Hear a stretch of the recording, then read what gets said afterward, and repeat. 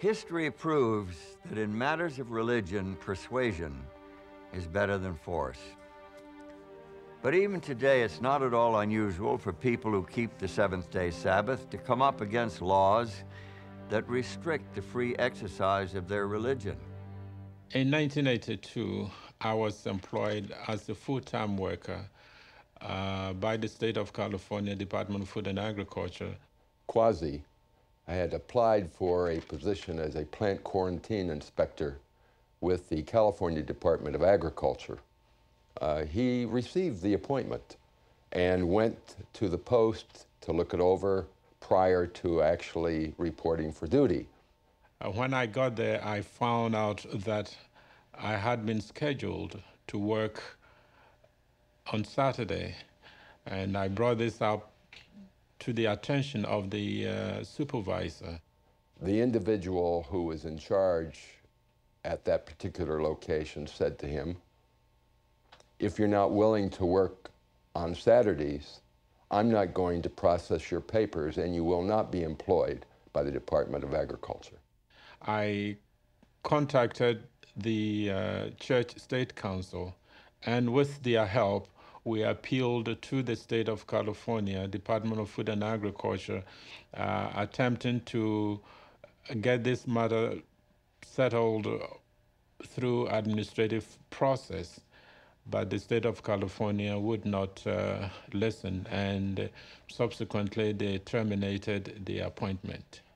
And after a substantial period of time, we did get a trial, which lasted several days, and ultimately, unfortunately, the judge ruled against him, which is not unusual for Sabbatarians.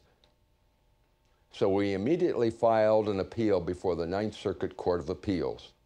The matter was ultimately brought before 3 judges in the Ninth Circuit, and they ruled in his favor, reversing the trial court judge. The state of California was shocked and filed a petition for review by the United States Supreme Court, which turned down the appeal, and thus the Ninth Circuit decision is good law and held in favor of Quasi and in favor of the need to accommodate religious beliefs. From the beginning of this process to the end, took about 17 years, but we pressed on because we believed that we were doing God's will. And secondly, we believed that others could benefit from our ordeal. Losing your job because of your Sabbath beliefs seems like a minor matter compared to what's happened in some places. For example, back in 1973, the leaders of one large African nation ordered all citizens to spend 1 day a week repairing roads and bridges and maintaining their communities. Sounded like a great idea, on the surface at least. But the national day for community work was Saturday, and that meant trouble for thousands of Seventh-day Adventists. Enter.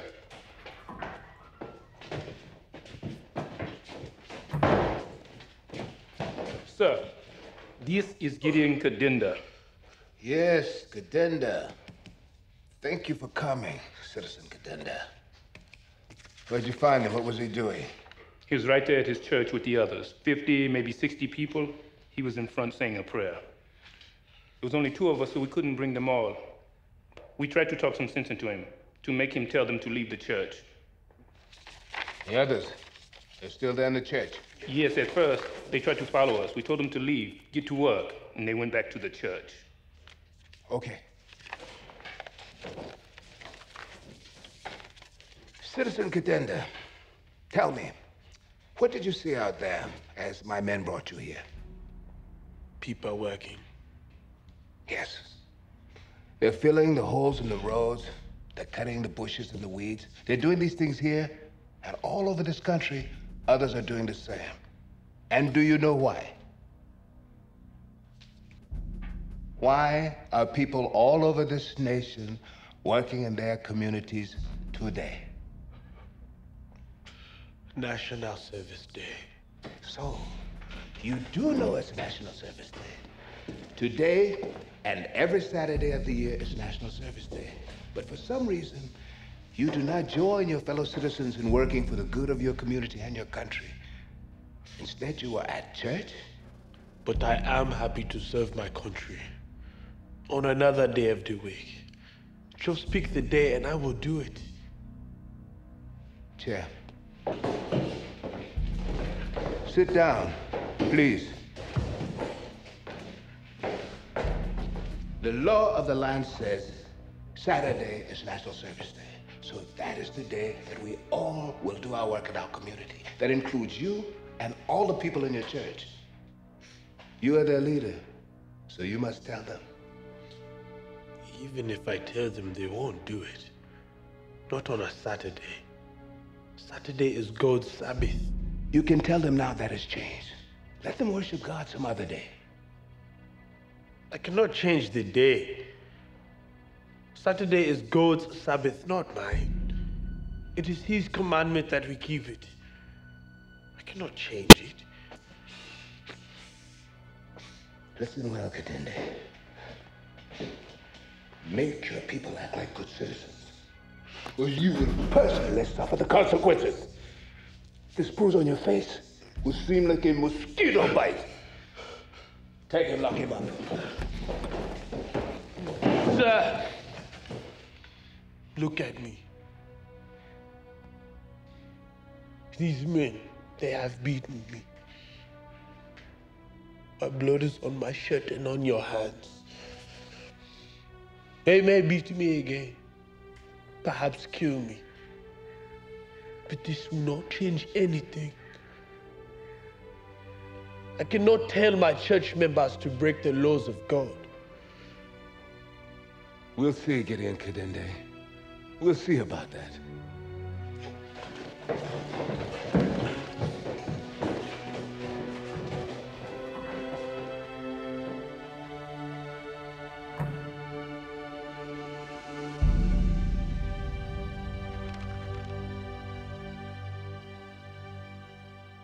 Seems that Sabbath keeping can be expensive, inconvenient, and even dangerous.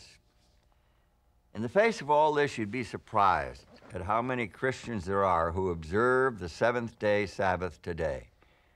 The Directory of Sabbath-observing groups published by the Bible Sabbath Association lists over 400 Sabbath-keeping churches and denominations. One of them, the Colorado-based Church of God, Seventh Day, has a worldwide membership of close to 200,000.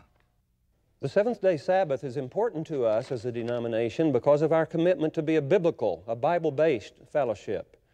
We believe that the Sabbath is an integral part of biblical teaching, and it would be impossible for us to teach the whole counsel of God and to live by every word that proceeds out of the mouth of God if we continued to ignore His seventh-day Sabbath.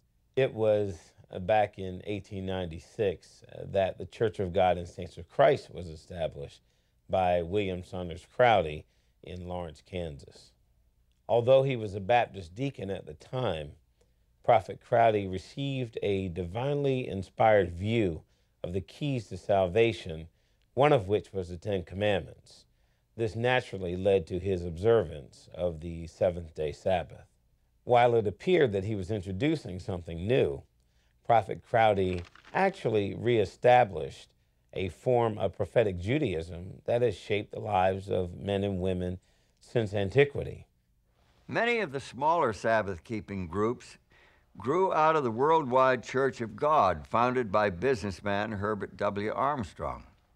The story has an unlikely beginning. You see, it was actually Armstrong's wife who got him interested in the seventh-day Sabbath. It happened back in 1926.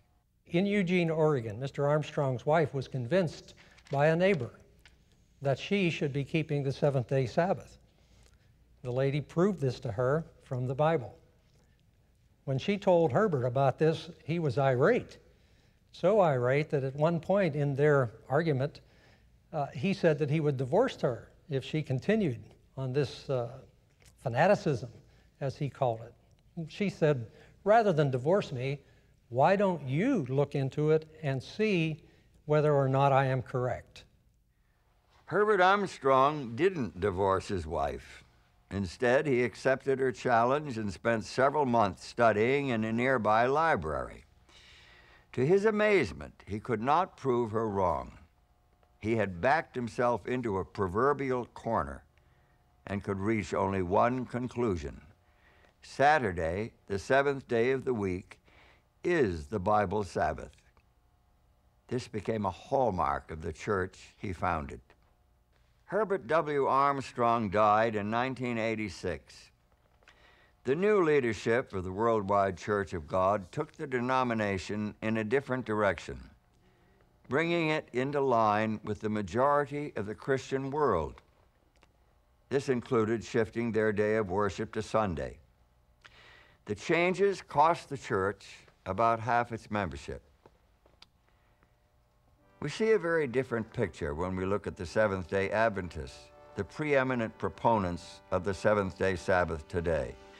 Membership totals more than 13 million in some 200 countries and is growing rapidly. Although their theology is firmly rooted in the Protestant tradition, Seventh-day Adventists have been a special target of criticism because of their uncompromising commitment to the Bible Sabbath, a commitment that some opponents see as a denial of the Christian's freedom in Christ.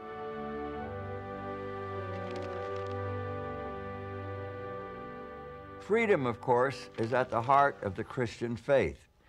There are some who charge that keeping the seventh-day Sabbath is a rejection of Christian freedom. They say that Sabbath keeping is legalism, an attempt to earn salvation by obedience. But is true Sabbath keeping really legalism? God instituted the Sabbath at creation, before sin. Was it legalism then? If it wasn't legalism then, what inherently makes it legalistic now? When God gave them the manna for 40 years in the wilderness, the manna didn't fall on the Sabbath. Was that legalism? When God gave them the 10 Commandments, were all 10 of the commandments legalistic? Was God binding them to a legalistic code? No, he wasn't. Obedience is not legalism. Obedience can be an expression of our response in love and gratitude to God for his grace and salvation. Now, most Christian theologians agree that salvation is based on God's promises, his covenant, rather than on a person's behavior. Therefore, they insist that keeping Sabbath in obedience to the commandment is not necessary. Seventh-day Adventists agree that salvation comes only on the basis of God's promises, but they see the Sabbath as an important part of man's relationship with God. Throughout Scripture, the covenant is presented as an experience of resting in God. God wants people to rely upon him, and he gives them the provisions that he's given them in the covenant so they can have this rest and security in God. When we're outside of that covenant relationship with God, we're concerned about our salvation, we're concerned about the future, what that might bring, but within that covenantal experience, you have complete rest and confidence in God. The Sabbath symbolized that rest. In keeping Sabbath, we rest in this assurance that Jesus on the cross has redeemed us, and we are saved, and we are his children, and we can rely on him. Well, if the Sabbath does have a proper place in the Christian's life, why does it have to be on Saturdays? Most churches teach that Christians should keep Sunday instead, and they cite New Testament references to support their view. But does the New Testament really teach that Sunday, the first day of the week, is the Christian Sabbath? The first day is mentioned in the New Testament. Christians even seem to have met a time or two on the first day. But there's no transfer of the importance of the seventh-day Sabbath to the first day, what we now call Sunday. It does not become the day of rest. It does not become the day when God's creative activity is celebrated. It simply does not become the day of Christian worship, which remains the seventh-day Sabbath.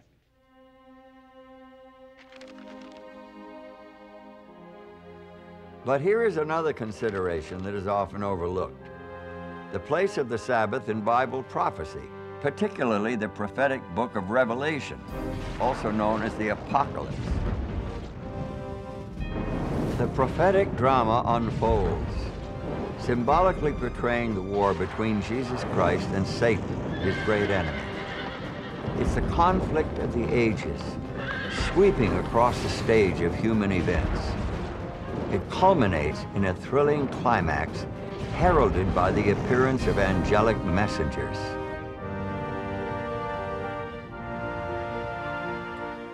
And I saw another angel fly in the midst of heaven, having the everlasting gospel to preach unto them that dwell on the earth, saying with a loud voice, Fear God, and give glory to him, for the hour of his judgment is come, and worship him that made heaven and earth and the sea and the fountains of waters.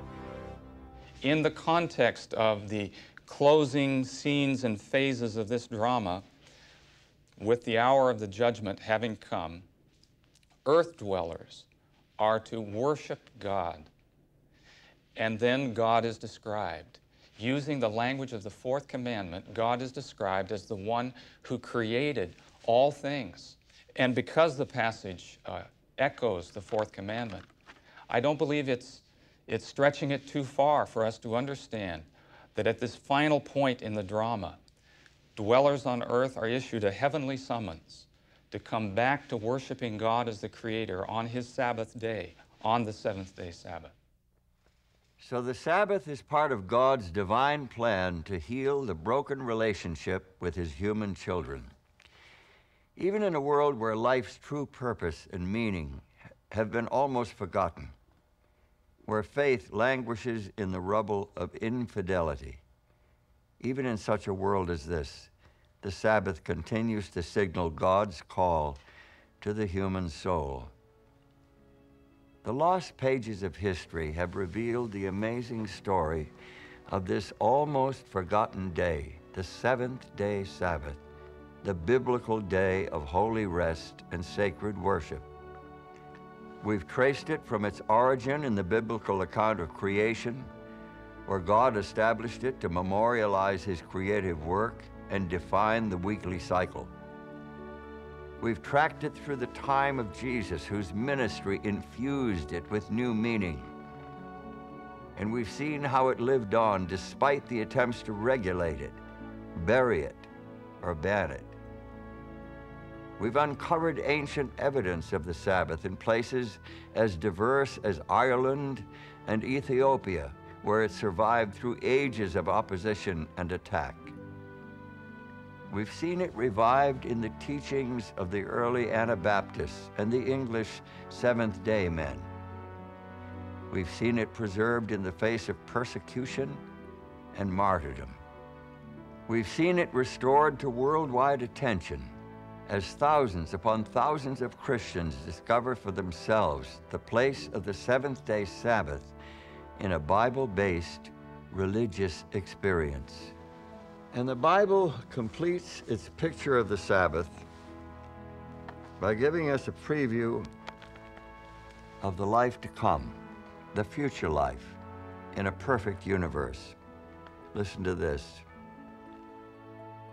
As the new heavens and the new earth that I make will endure before me, from one new moon to another, and from one Sabbath to another, all mankind will come and bow down before me, says the Lord. So the Sabbath, the memorial of God's creative and redemptive work, is a part of his design for the future of the human race. From the earth, as it came from the Creator's hand, to the perfectly restored new earth, the Sabbath stands as a sanctuary in time, transcending history and projecting its promise of rest into the eternal future.